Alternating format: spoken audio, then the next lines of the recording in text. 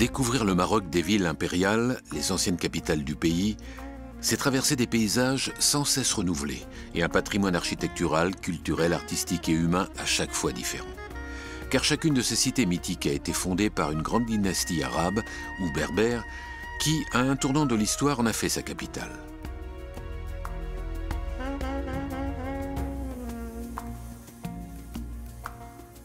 Ces cités impériales, Fès, par ordre, je dirais, d'apparition, si je peux dire, Marrakech, Meknès et Rabat, ont été successivement ou alternativement capitales du royaume.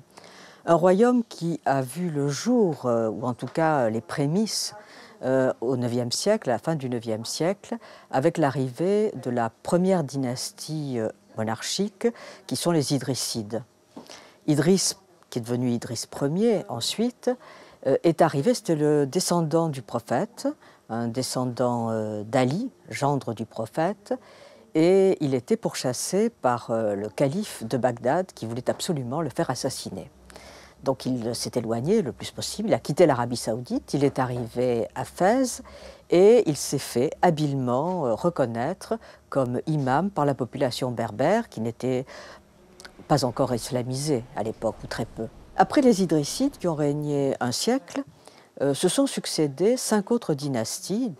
Les Almoravides qui se sont installés, eux, à Marrakech, qui étaient des nomades berbères qui venaient du sud et qui sont arrivés dans cette oasis luxuriante qui était au pied du Haut Atlas, dans laquelle ils se sont installés.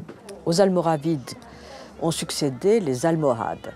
Ils sont arrivés à la tête de cavaliers, ils venaient du sud, et c'était des gens qui étaient des unitaires. C'est d'ailleurs le mot almohade veut dire unitaire.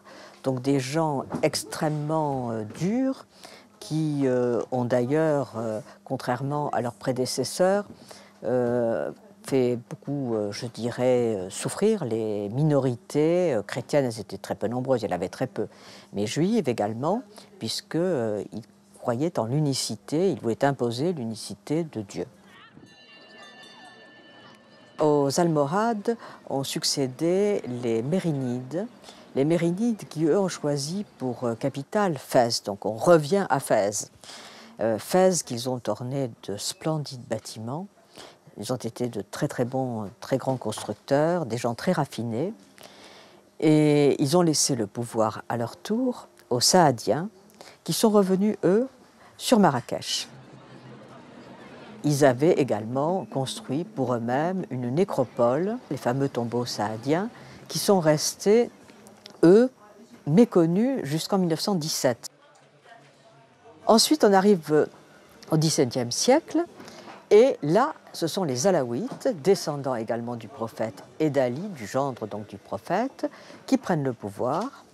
Et parmi les tout premiers monarques, le second est le fameux Moulay Ismaïl, qui a laissé la mémoire d'un souverain sanguinaire, cruel, ce qu'il fut, mais il fut surtout un visionnaire, un homme qui a vraiment construit sur la base de ce qui avait été fait avant lui, qui a jeté les bases de l'État marocain. Il a créé une administration et il a surtout ressuscité cette ville de Meknès qui était totalement endormie et dont il fit sa capitale. Et la dynastie alaouite est la plus longue puisqu'elle perdure aujourd'hui. Nous avons le souverain Mohamed VI qui est donc dans la lignée de ses ancêtres qui sont arrivés au XVIIe siècle. À Grand Roi, grande ville, écrivait au XIVe siècle l'illustre historien maghrébin Ibn Khaldoun.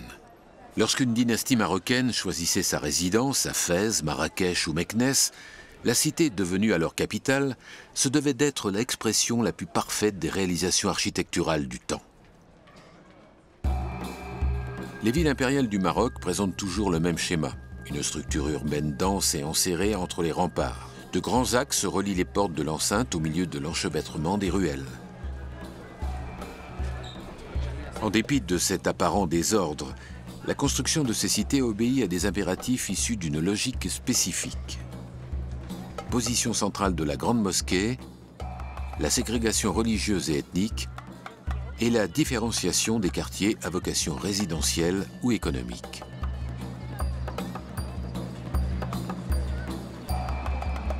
Les ruelles constituent une véritable toile d'araignée qui relie le dedans au dehors.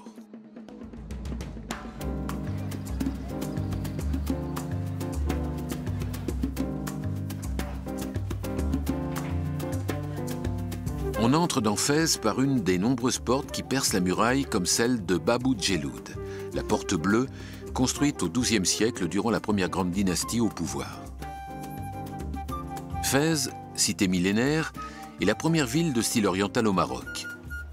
Idriss Ier, originaire d'Arabie, et son fils fondèrent vers l'an 900 une bourgade berbère à forte empreinte rurale le long d'un oued appelé Fès. La première dynastie, les Idrissides, notamment Idriss II, a développé une politique économique très agressive. Il a constitué une caste de commerçants, de gens qui sont devenus de grands bourgeois, très prospères. Et il a donc développé, évidemment, il a fait de cette ville, une puissance, une véritable puissance locale, mais une puissance économique. Fès va devenir pendant plusieurs siècles une capitale politique, mais aussi intellectuelle au Maroc, et devient un centre de rencontres et d'échanges internationaux. Aujourd'hui, la ville compte environ 1 million d'habitants.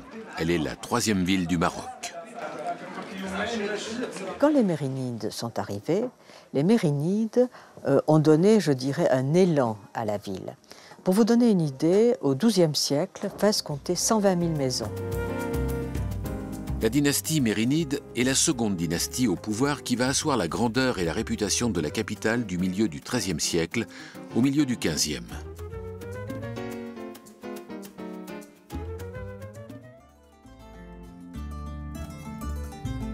Il y a dans la Médina plusieurs palais. Le riad Mokri appartenait au grand vizir dont l'illustre famille était alliée au prince mérinide et il se plaisait à vivre ici près de la cour. Cette fabuleuse maison abrite aujourd'hui l'Institut des métiers traditionnels de la construction. La maison est certainement une source d'inspiration pour ses élèves avec ses portes sculptées et peintes, son dallage de marbre blanc et noir se disputant l'attention avec les plafonds sculptés et peints et avec sa vue magnifique.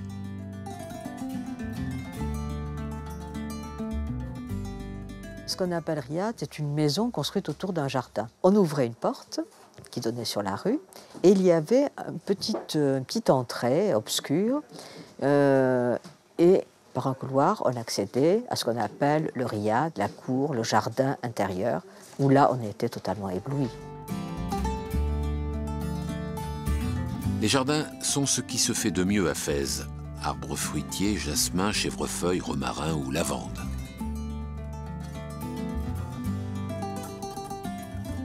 On ne peut pas, quand on est à l'extérieur de ces maisons, soupçonner leur splendeur. Parce que, comme tout bourgeois qui se respecte, on ne montrait quand même pas trop sa richesse. Si on s'arrête 2 minutes sur les maisons de Fès, elles ont ceci d'intéressant, c'est qu'elles sont construites donc autour d'un patio, au centre duquel il y avait une fontaine, parce que l'eau est toujours présente dans les belles demeures, et il y avait donc 2 étages et des terrasses. Et il faut s'arrêter 1 minute sur les terrasses, parce que les terrasses, c'est une chose magnifique à Fès. Il y a une grande écrivaine marocaine, Fatima Mernissi, qui a écrit des livres très malicieux, très drôles et très intéressants sur Fès, et qui parle notamment de ces terrasses. Parce que les femmes n'avaient pas le droit de sortir. Quand elles sortaient, elles étaient entièrement enveloppées dans leur haïk, dans leur voile, et elles avaient par contre la possibilité de monter sur les terrasses. Les terrasses, c'était leur oxygène. Elles étaient quand même abritées du regard par des murs de 2 mètres. Et par les terrasses, on communiquait. Les femmes se parlaient d'une terrasse à l'autre. Et puis il y avait aussi quelques amours illicites. C'était les frères Tarot qui parlaient des terrasses de Fès en disant que c'était l'endroit où où se déroulaient les amours suspendus.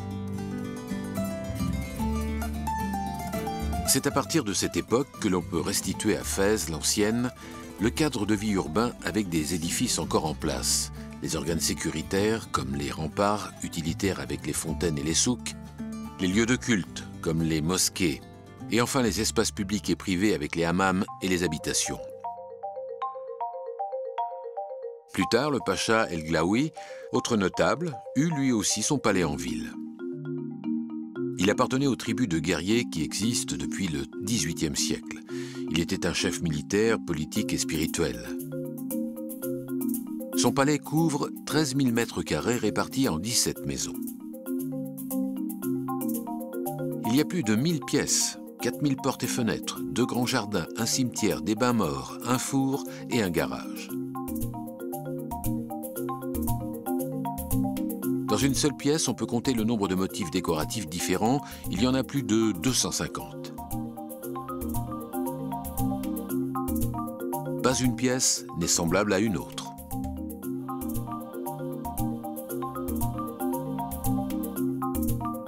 Ici, l'indigo semble encore tout frais, comme s'il avait été posé hier. Tout le mobilier était en double, marocain et européen. La cuisine fonctionnait 24 heures sur 24, et quand le Glaoui était là, les cuisiniers préparaient pour chaque repas 7 tagines différents, et lui en choisissait un au dernier moment. Fès, qu'on appelle souvent l'Athènes, enfin qu'on appelait à l'époque l'Athènes de l'Afrique, était une ville qui a eu un prestige intellectuel et économique très très important. C'était évidemment un carrefour crucial pour le commerce, puisque toutes les caravanes qui apportaient l'or, les épices qui venaient du sud passaient par Fès. Le souk El Atarine est le souk des épiciers, du commerce, des dattes et des noix. Il est sans conteste le marché le plus coloré de Fès.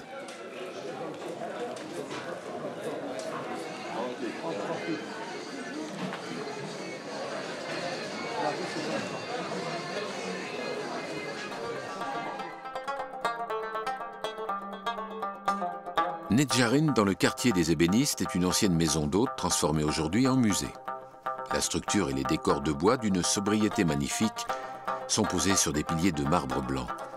La réalisation est parfaite, d'une grande harmonie.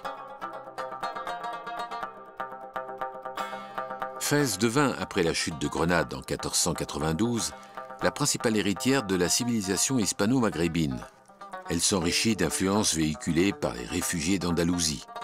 Les différents types de broderies, le tissage brocart, les motifs de décoration en bois à usage architectural emportent la marque.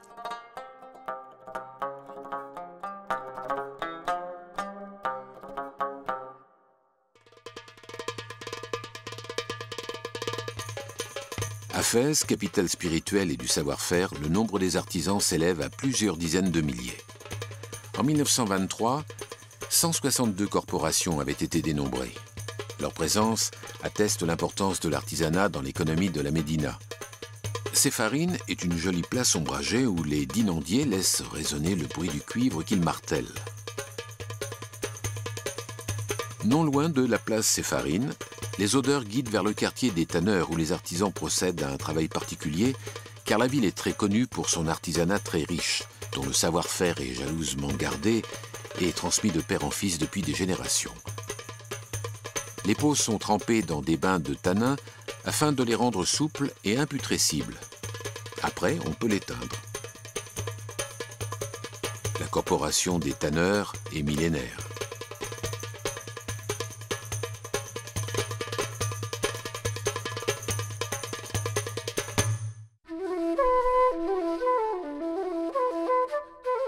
Le palais Mnebi est l'un des plus beaux monuments de Fès en plein cœur de la Médina. Il a nécessité le travail des meilleurs artisans marocains durant 15 ans, à la fin du XIXe siècle. Ce fut la demeure du ministre de la Défense sous le régime du sultan, avant d'abriter en 1912 la signature du traité de protectorat entre la France et le Maroc.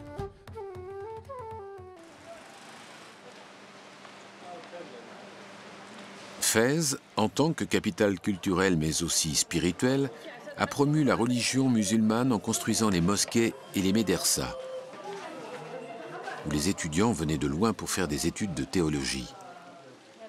C'était évidemment des lieux dans lesquels les étudiants venaient apprendre le Coran, venaient apprendre les préceptes de la religion, et ils venaient de tout le pays et parfois de très loin, de plus loin que le Maroc. Donc c'était des lieux très vifs, des lieux où il y avait de grands enseignants, des mystiques qui venaient délivrer leurs messages. Et c'était donc des lieux de pensée, des lieux intellectuels forts. La médersa à Tarin est une école coranique édifiée en 1323 par le sultan mérinide Abou Saïd et dont le décor est d'une extrême finesse. C'est un art évidemment très inspiré par la géométrie, puisque vous savez que l'islam interdit la représentation de la figure humaine. Donc c'est un art très ornemental, très fleuri, très géométrique et qui correspond à des canons qui sont fixés et qui sont extrêmement rigoureux. Cette architecture est très ornementale parce qu'elle fait appel à l'ingéniosité d'artisans qui sont mais absolument remarquables.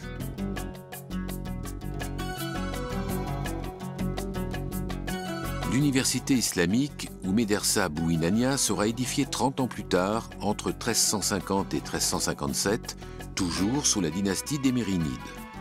Son architecture est l'un des chefs-d'œuvre de l'art mort. Les matériaux, dont le stuc, qui orne les arcs, sont à l'honneur. Le plan général est irrégulier du fait de l'emplacement, mais une certaine symétrie y est respectée. L'entrée principale mène à une grande cour centrale sur laquelle s'ouvrent 2 halls plus petits. Ce plan rappelle les plans nés en Iran. Comme dans toute construction mérinide, le décor est particulièrement riche et fin, avec des mosaïques calligraphiées, avec des bois sculptés de motifs complexes d'étoiles. Au fond de la cour, on trouve une salle de prière composée de 2 nefs parallèles couvertes de 2 voûtes en bois. Elle comporte 4 colonnes d'onyx et un unique mihrab qui fait saillie dans le mur. Les médersas ont des plans, ce sont des parallélépipèdes, ou des grands carrés, avec un lieu d'études. Il y avait au rez-de-chaussée des grandes salles d'études. Et aux étages, il y avait des cellules, comme des cellules de moines, très spartiates, sans eau courante, je vous le dis tout de suite. Mais il y avait donc des cellules dans lesquelles les étudiants vivaient à un ou à plusieurs, plutôt à plusieurs qu'à un d'ailleurs, ils s'entassaient là-dedans. La médersa Bouinania est la seule de la ville comportant un minaret. Elle fonctionnait aussi bien comme une école que comme mosquée du vendredi.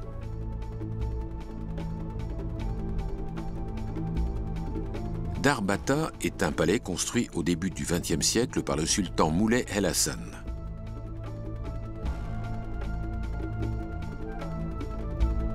Il a été transformé en musée ethnographique des arts marocains en 1915, au début du protectorat français.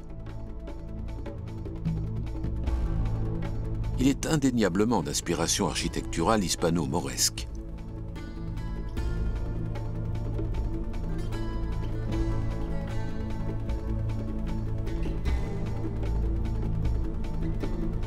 Appelés monuments verts, les jardins du palais, construits au XIXe siècle par le sultan, ont été restaurés. Durant la reconquête espagnole, les musulmans et les juifs connurent l'exode en Espagne. Des familles entières andalouses furent déplacées vers le Maroc. Une symbiose de la culture judéo-islamique avait prévalu en Andalousie et trouvé un écho similaire à Fès. Le pays possède une forte minorité juive depuis toujours qui varie selon les vicissitudes politiques. Le cimetière juif date du XIIIe siècle. C'est un endroit bien au calme dans la ville bruyante.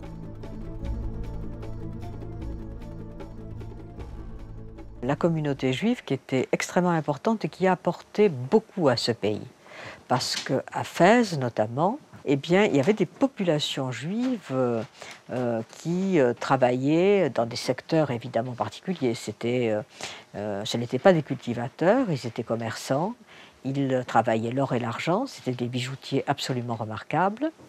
Ils faisaient le prêt sur gage, évidemment. C'était les banquiers des sultans, souvent. C'est pour ça qu'à Fès, ils étaient prospères et très respectés. Donc il y avait une population qui a atteint jusqu'à 600 000 âmes. Et en 1956, tous ces juifs, quasiment, ont quitté le Maroc. Israël était né, Israël a besoin d'être peuplé.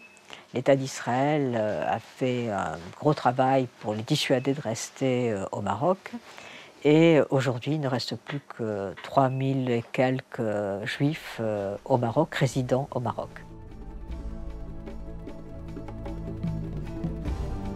Capitale culturelle et spirituelle du Maroc, Fès est une ville millénaire. En la parcourant, on peut facilement se laisser emporter à travers son histoire. Des Idrissides aux Alaouites, des Andalous aux Juifs, toutes les dynasties et tous les peuples ont laissé leur empreinte sur la ville.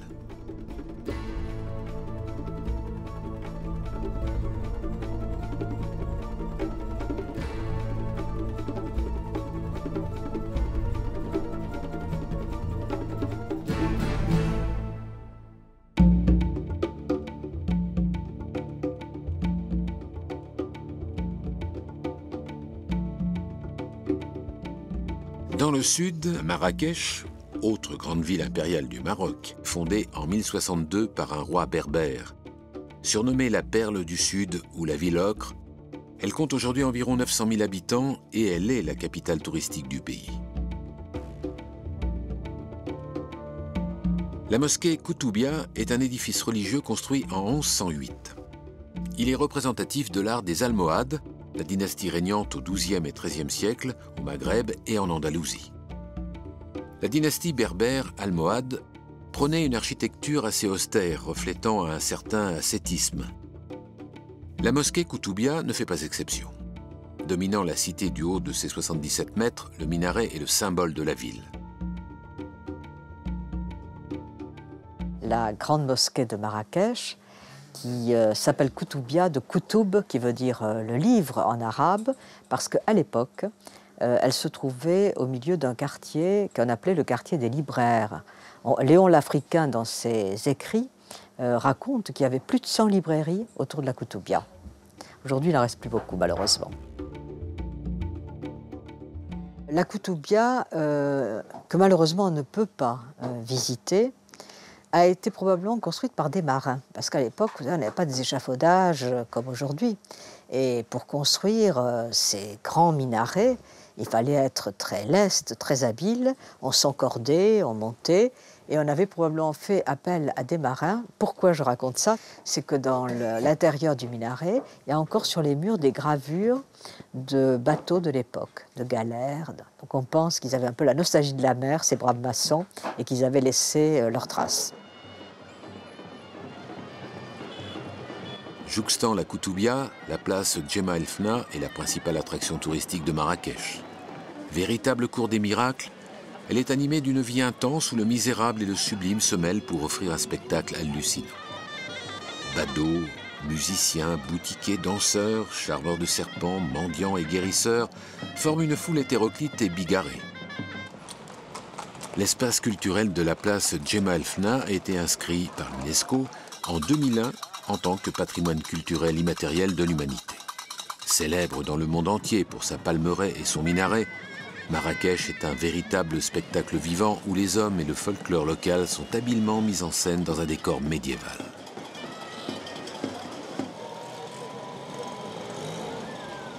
Il faut quitter la place et s'enfoncer dans la Médina, qui constitue le centre névralgique de la ville, pour partir à la découverte de ce patrimoine parfois un peu caché.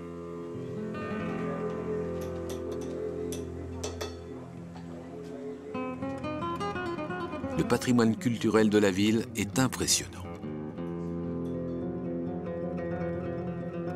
La médersa Ben Youssef est l'un des monuments les plus intéressants de la ville.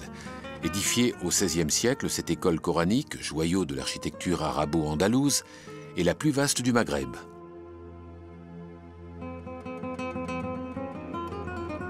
Elle est l'œuvre du sultan de la dynastie saadienne Al-Ghalib qui en acheva la construction en 1570.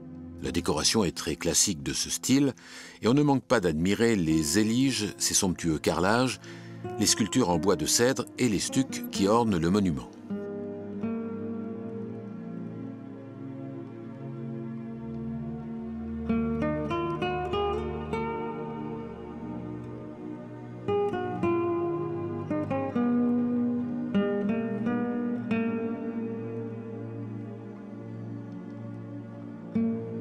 À l'opposé de la porte d'entrée, de l'autre côté du bassin rectangulaire, s'ouvre la salle de prière constituée de 3 nefs délimitées par des piliers de marbre supportant des arcs ciselés. Sur la nef donne une petite salle en demi-cercle dont l'ouverture est somptueusement décorée. Cette salle recèle le mihrab, recouvert d'une dentelle de plâtre sculpté formant des alvéoles.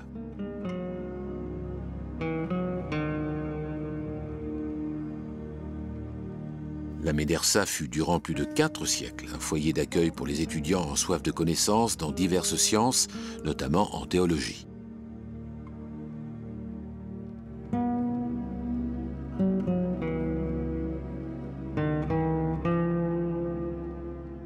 Pour vous donner une idée, à la médersa Ben Youssef de Marrakech, on raconte qu'il y avait plus de 900 étudiants qui étaient dans la médersa. Alors, ils étaient logés, nourris de façon tout à fait frugale. Ils avaient droit à un petit pain et un thé par jour, c'était pas beaucoup. Donc, s'ils n'avaient pas de moyens personnels, c'était un peu difficile de survivre. Mais enfin, bon, la foi les maintenait en vie. C'était des étudiants aussi turbulents que ceux que nous avions à la Sorbonne à cette époque. C'était de joyeux lurons. Il y a l'historien Hamid Triki, l'historien marocain, qui définit la médersa de Ben Youssef à Marrakech. Il dit « c'est un lieu enfermé entre 4 murs dans lequel on a mis des diables ». Le palais de la Baïa est un palais arabe construit à la fin du XIXe siècle par l'architecte marocain El Mekki pour le compte du grand vizir Ahmed Belmoussa. Il possède de beaux patios et des jardins islamiques verdoyants et rafraîchissants plantés d'orangers, d'hibiscus et de jasmin et irrigués par des kétaras. On ne peut visiter qu'une petite partie du palais, l'autre partie étant réservée à la famille royale.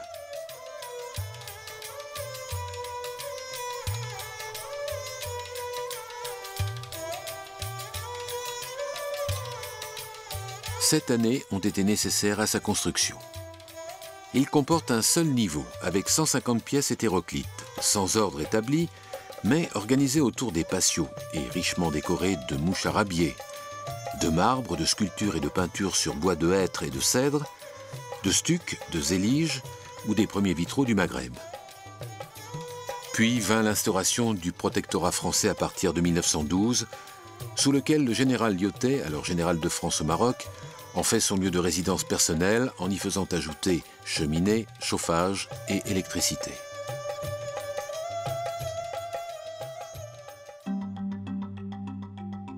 Le palais El Badi, littéralement le palais de l'incomparable, est un ensemble architectural construit à la fin du XVIe siècle. Cet ancien palais fut édifié par le sultan saadien Ahmed al-Mansour pour célébrer la victoire sur l'armée portugaise en 1578.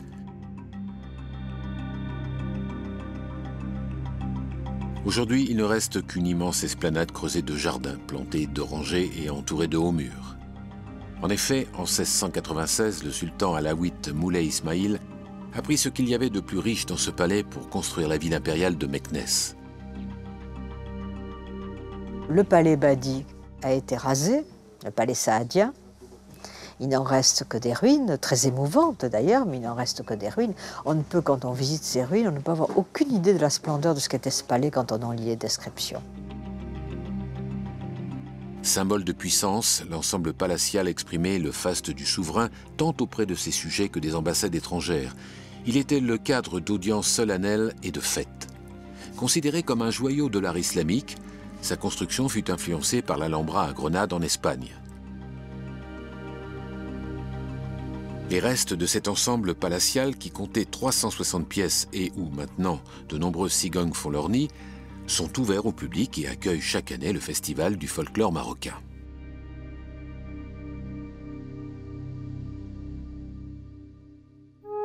Les tombeaux saadiens de Marrakech datent de l'époque du grand sultan Ahmed al-Mansour Saadi, qui a régné de 1578 à 1603. À l'extérieur se trouvent les tombes des soldats et des serviteurs et un jardin de la nécropole.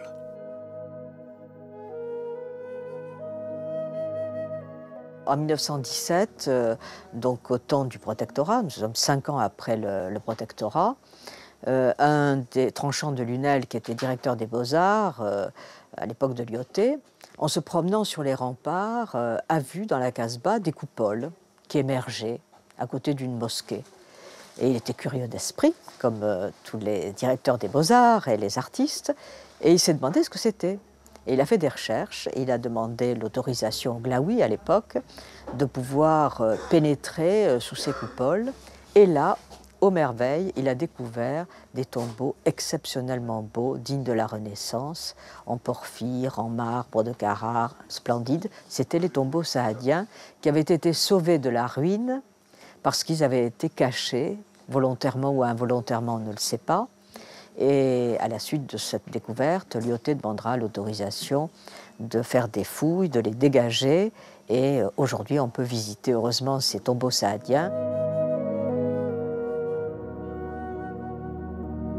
L'édifice est composé de 3 salles. Le mausolée le plus prestigieux est la salle des 12 colonnes qui abrite les corps d'une 60aine de saadiens, dont Al-Mansour, ses successeurs et sa famille. Les sépultures sont en marbre de Carrare, en Italie. Ce mausolée constitue un très bel exemple de l'art décoratif hispano-mauresque. Ces tombeaux ne furent découverts que 300 ans plus tard.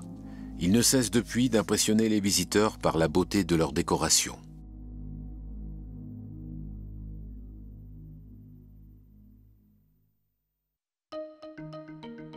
Planté d'oliviers souvent centenaires, le jardin de la Ménara concentre son charme dans son vaste bassin central creusé au XIIe siècle à l'époque almohade. Les Almohades ont eu l'art, ont développé l'art du jardin. Et la Ménara, que l'on peut toujours visiter aujourd'hui, qui était ornée de pavillons dans lesquels les princes, leurs femmes venaient pique-niquer, profiter des fleurs. Et l'art des jardins, qui vient d'Andalousie d'ailleurs, a été très très développé avec l'irrigation dont on a parlé à Marrakech. À l'une de ses extrémités trône un harmonieux pavillon qui, lui, fut construit à la fin du XIXe. On raconte que le jardin de la Ménara fut le lieu des rendez-vous galants des sultans. Un bel endroit pour finir au calme la traversée de Marrakech.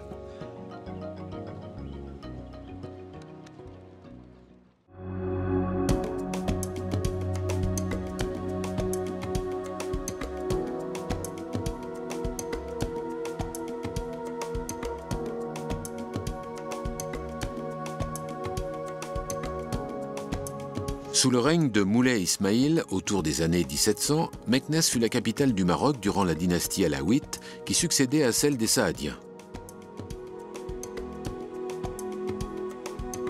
Meknès qui malheureusement est un peu oublié aujourd'hui, c'est pour ça que je l'appelle à la fois Meknès la mélancolique, mais c'est aussi le rêve inachevé d'un grand souverain, Moulay Ismaïl. Moulay Ismaïl choisit Meknès comme capitale pour des raisons à la fois stratégiques, politiques et géographiques. Ce Louis XIV marocain fit élever des remparts longs de 40 km. Il pilla les ruines de Volubilis et le palais El Badi de Marrakech pour construire sa cité impériale. Sous le règne de Moulay Ismaïl, Meknès connut une période de grande prospérité. Certaines portes des remparts sont de toute beauté. Elles justifient l'appellation de Meknès, la capitale aux belles portes. Parmi, disons, les vestiges, il reste une très très belle porte, peut-être une des plus belles portes du Maroc, qui est la porte Bab, c'est-à-dire Bab el-Mansour, qui a été immortalisée par Delacroix. La porte a été érigée en 1732 par un architecte chrétien converti à l'islam.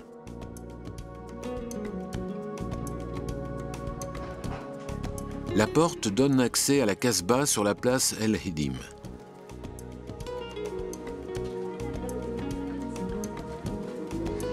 La dynastie alaouite est une dynastie qui règne sur le Maroc depuis la mort du dernier souverain saadien en 1659 et elle est toujours à la tête du royaume de nos jours. Ses membres seraient des descendants de Mahomet. Pendant qu'il agrandissait la ville, Moulay Ismaïl réorganisa le Maroc et en assura la pacification après avoir mené une série d'expéditions militaires contre des tribus berbères insoumises, les Turcs ottomans et les chrétiens.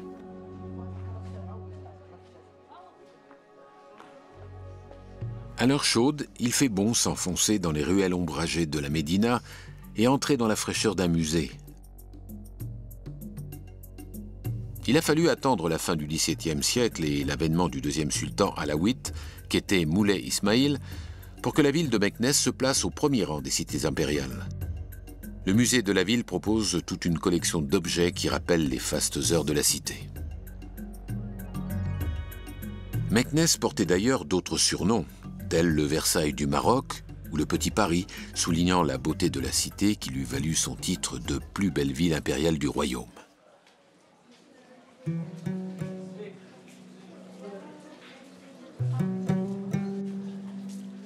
Construite au XIVe siècle par le sultan Abou el-Hassan de la dynastie mérinide, la médersa est une école coranique donnant des cours de droit et de religion musulmane.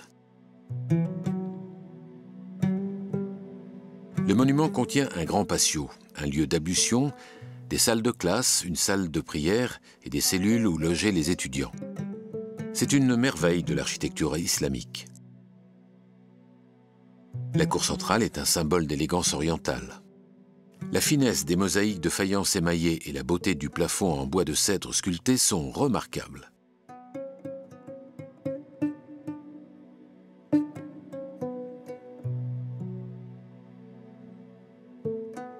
Chaque petite fenêtre en bois du premier étage indique une chambre d'étudiant. Avec ses éliges, ses stucs finement travaillés et ses bois sculptés, la cour est le fleuron de la médersa.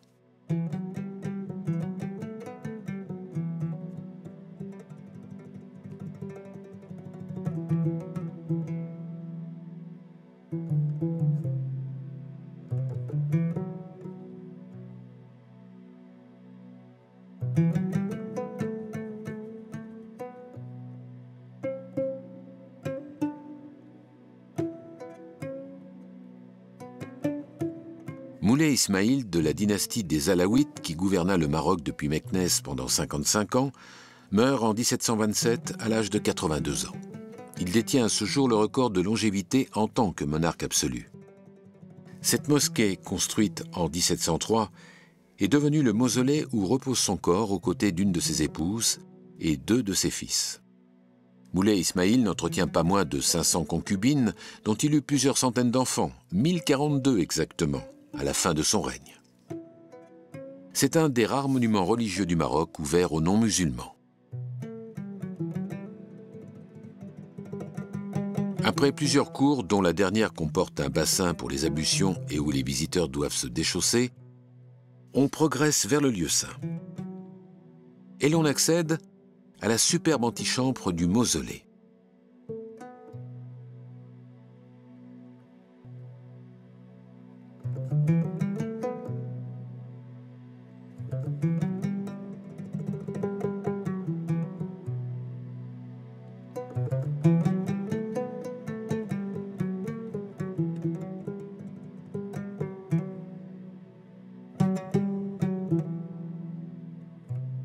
De là, on peut voir, sans y pénétrer car l'accès est réservé, la chambre funéraire richement décorée du sultan. Restauré en 1960, le mausolée a conservé sa beauté et son authenticité d'antan.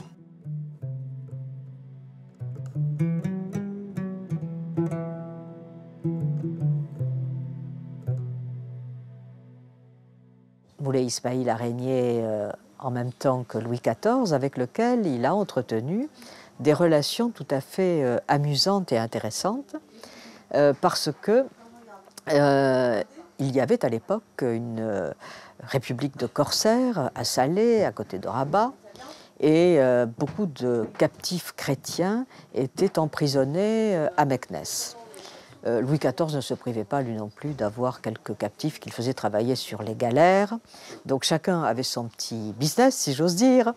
Et il y avait des échanges d'ambassades à cette époque pour négocier le problème de la libération des captifs.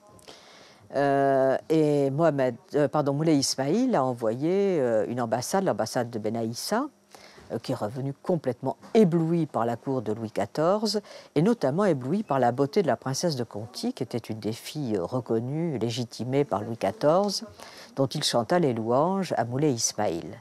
Et Moulay Ismaïl, qui se considérait comme un très très grand souverain, n'a pas hésité. On dit qu'il a eu près de 500 femmes dans son harem, mais il a demandé la main de la princesse de Conti, bien entendu sans résultat, comme vous pouvez l'imaginer. Non loin, dans la partie sud de l'enceinte, se dresse une bâtisse imposante, le palais Al-Mansour. Son nom évoque le nom d'un autre monument fameux de Meknès, la porte Bab Mansour. La construction des deux monuments a été supervisée par le même architecte, le converti Al-Mansour. Le palais date de la fin du règne de Moulay Ismaïl. C'est un vestige imposant de forme parallélépipédique. Le rez-de-chaussée servait de magasin et l'étage d'habitation noble. Le palais El-Mansour associait ses fonctions de tour de guet et de bastion, celle d'un dépôt d'armement, d'un réservoir de grains et celle d'une demeure princière. Sa hauteur varie de 12 à 14 mètres.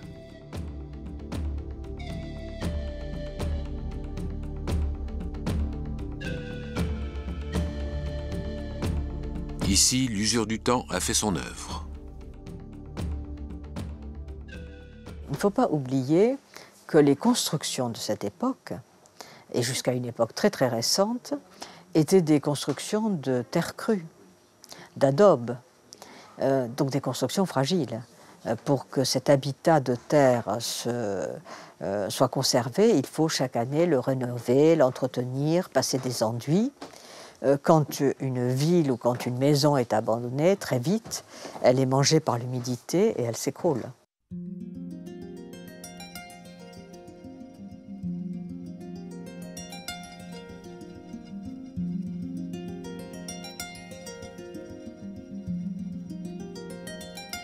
Plus au sud se dresse le Dar el-Ma, la maison de l'eau, le grand bassin d'accumulation d'eau de 319 mètres de longueur. Édifié par Moulay Ismaïl, il irrigue les jardins de Meknès et constitue une réserve d'eau pour la Médina. De ce palais, il reste peu de choses. Derrière le premier corps de bâtiment parfaitement conservé se trouve une immense construction à ciel ouvert composée de 23 nefs et piliers en pisé. Le plafond de la salle atteignait à l'origine 12 mètres de hauteur. Le sultan y installa des écuries puis un arsenal transformé plus tard en manufacture de tapis. Le toit s'est écroulé en 1755 sous l'effet des ondes de choc du tremblement de terre de Lisbonne ressenti jusqu'au Maroc. Il ne reste de ce palais de Moulay Ismaïl que les immenses greniers à blé où étaient entreposées les réserves alimentaires de la ville, mais aussi le foin et le grain prévus pour nourrir les 12 000 chevaux du souverain. Là où Moulay Ismaïl est très intéressant, c'est que il avait une vision de l'État et une vision également de ce que devait être cette capitale pour affirmer sa puissance. Et Meknès a été une ville absolument incroyable. Elle est en ruine aujourd'hui, mais elle était enclose dans des murailles qui faisaient plus de 25 km, à l'intérieur desquelles il avait construit des greniers qui permettaient, dit-on, de résister à un siège qui aurait pu durer 20 ans. Parce qu'il était un peu mégalomane. Et il avait aussi peur, par expérience, des rivaux qui pouvaient à tout moment l'assiéger ou essayer de mettre fin à son règne. Ces greniers étaient gigantesques et tout cela était tempéré par un système de circulation d'eau souterraine qui régulait la température. C'est-à-dire quand il faisait trop chaud, quand il faisait froid, enfin bon, l'eau qui coulait sous les greniers et sous les haras permettait de réguler la température. D'après les chroniqueurs de l'époque, L'obsession de Moulay Ismaïl d'être assiégé fut à l'origine de la démesure des greniers qui, une fois remplis, aurait pu assurer la survie de la ville pendant 20 années. Aucun siège ne dura en réalité plus d'une semaine sous son règne.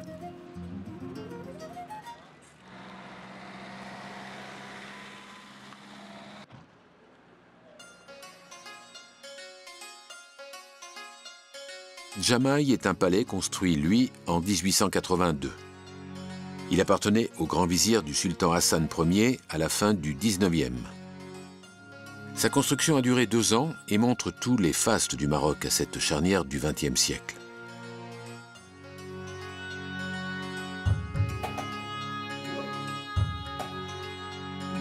En 1912, les Français ont occupé cette bâtisse et en firent dans sa partie centrale un hôpital militaire. Puis, en 1920, la totalité du bâtiment a été attribuée aux Beaux-Arts qui l'ont transformé en musée sous l'appellation Musée des Arts Indigènes. Le musée d'Art Jamaï est un pur style arabe.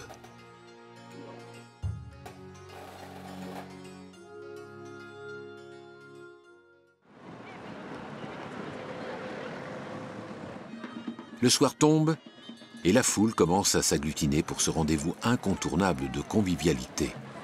Sur la grande place souffle comme une fraîche brise, un air de liberté.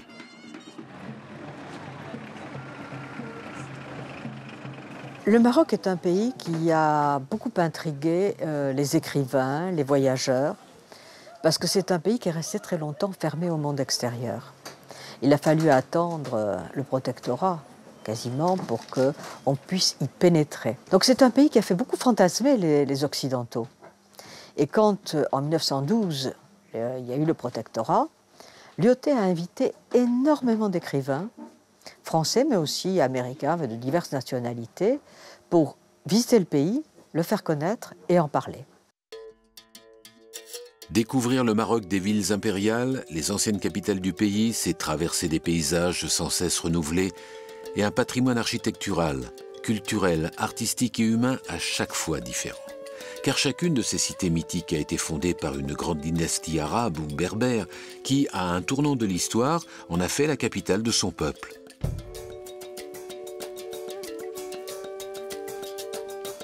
La présence de la cour dans une cité décide de l'aspect monumental de ses édifices, du perfectionnement de son architecture et de son art et, finalement, de ses dimensions.